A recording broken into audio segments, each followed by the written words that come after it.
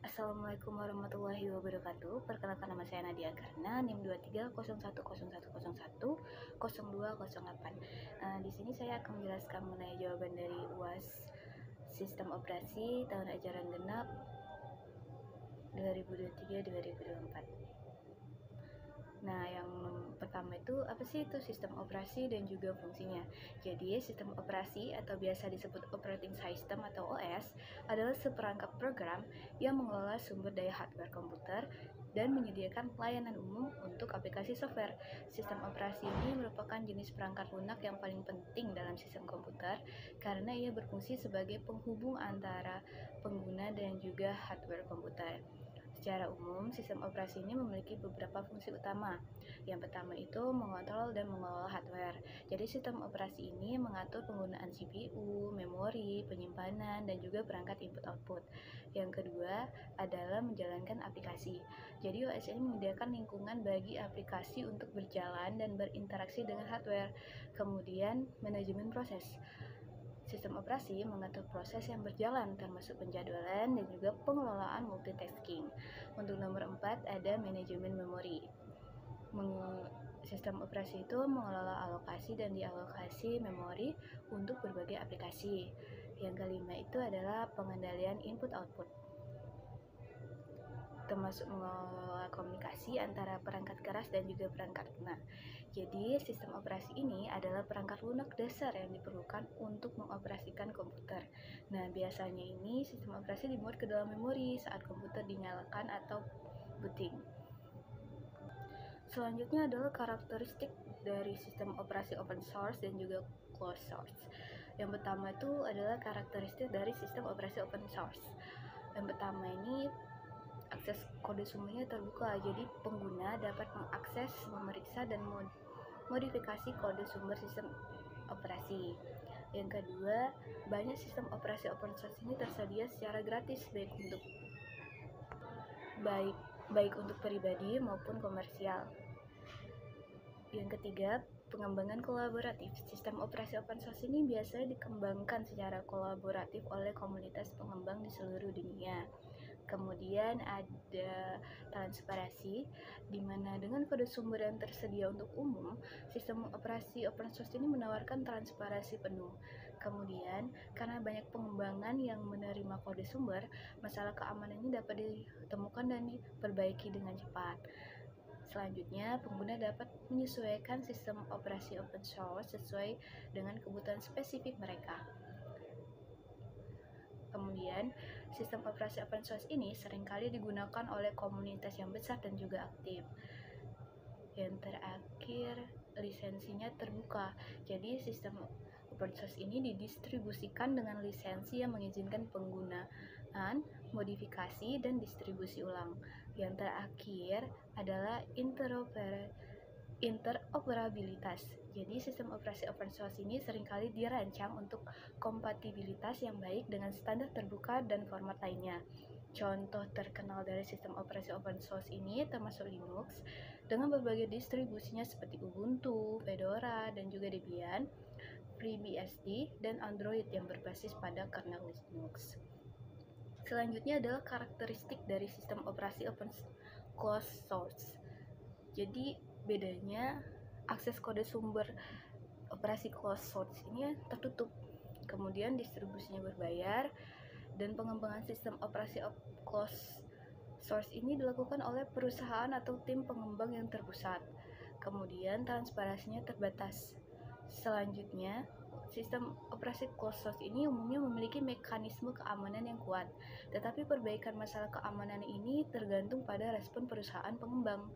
Jadi pengguna itu tidak dapat memperbaiki masalahnya sendiri. Kemudian penyesuaiannya terbatas. Lalu sistem operasi open source ini seringkali disertai dengan dukungan resmi dari perusahaan pengembang. Bisa mencakup dukungan teknis, pembaruan reguler, dan juga perbaikan masalah. Selanjutnya adalah lisensi proprietary. Jadi penggunaan, modifikasi, dan distribusi sistem operasi closed source ini diatur oleh lisensi proprietary.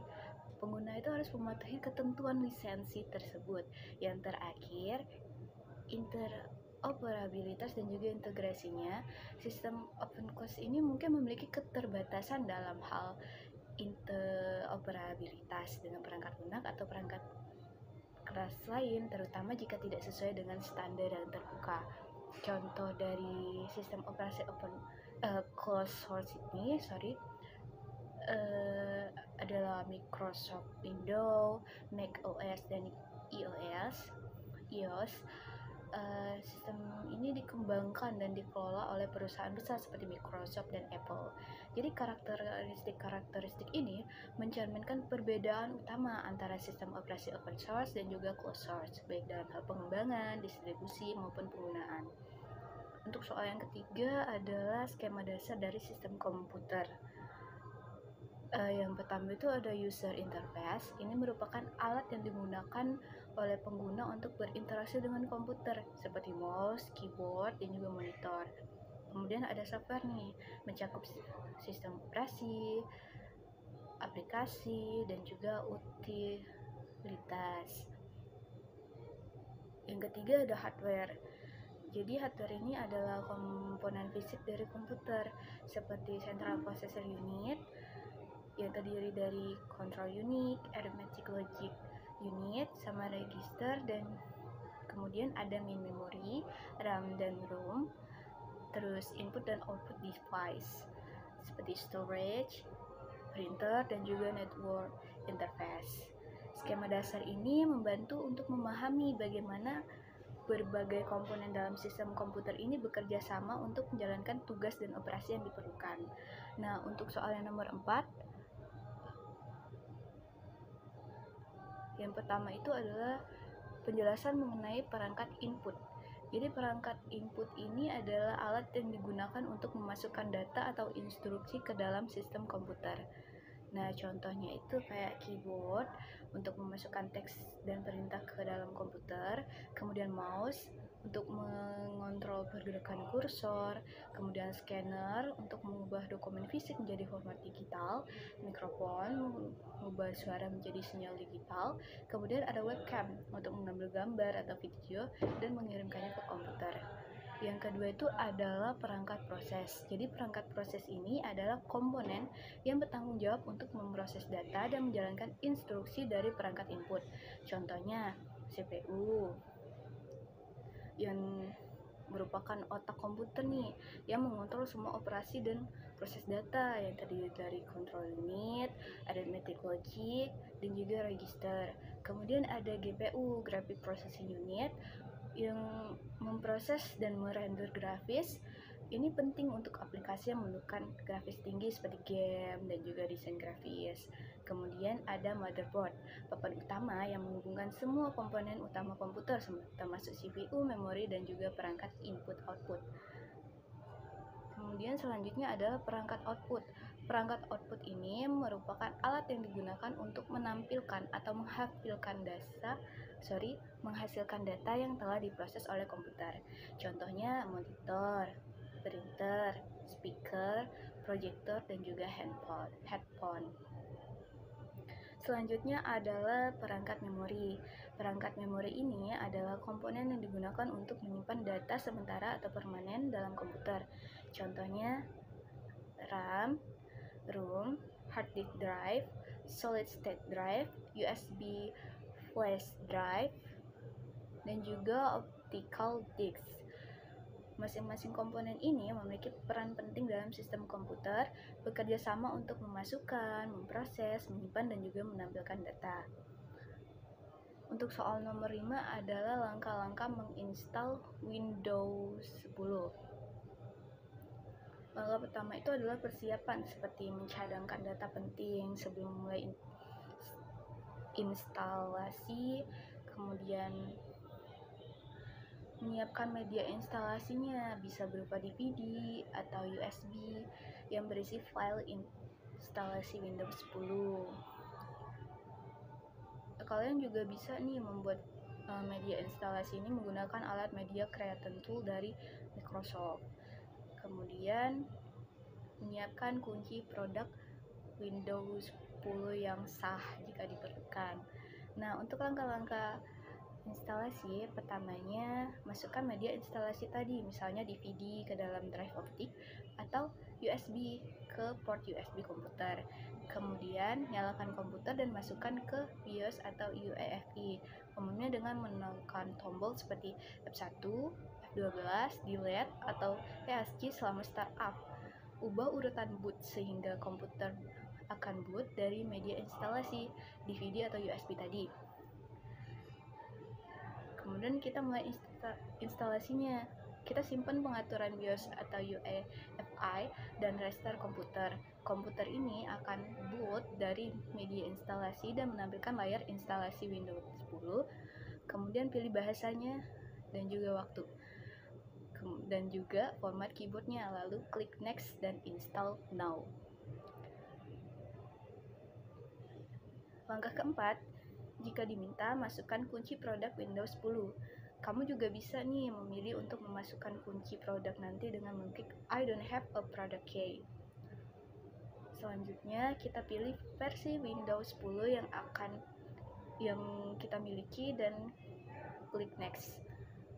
Kemudian, baca dan setujui perjanjian lisensi dengan mencentang kotak I accept the license term and klik next. Kemudian, pilih Custom Install Windows Only Advanced untuk melakukan instalasi bersih yang menghapus semua data pada partisi yang dipilih. Kemudian pilih partisinya.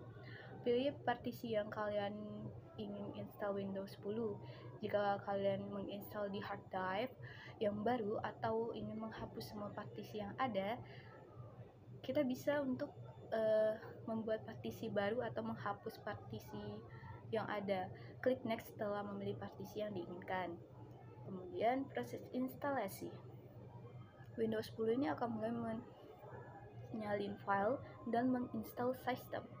Proses ini bisa memakan waktu beberapa menit hingga 1 jam tergantung pada kecepatan komputer Anda. Kemudian setelah instalasinya selesai, komputer ini akan di restart beberapa kali. Kita akan dibawa ke layar pengaturan awal di mana kita harus mengonfigurasi beberapa pengaturan, region and language, kemudian terus keyboard layout, connect to network, account setup, dan juga privacy setting. Dan kemudian selesai. Setelah selesai mengonfigurasi pengaturan awal, kita akan dibawa ke desktop Windows 10. Jadi kita sudah bisa menggunakan komputer dengan sistem operasi Windows 10 yang baru. Sedikit tips tambahan, setelah instalasi, pastikan untuk menginstal driver terbaru untuk perangkat keras dan memperbarui Windows melalui Windows Update. Kemudian, install aplikasi dan perangkat lunak yang dibutuhkan untuk pekerjaan sehari-hari. Jangan lupa untuk membuat titik pemulihan sistem dan memastikan untuk mencadangkan data secara teratur.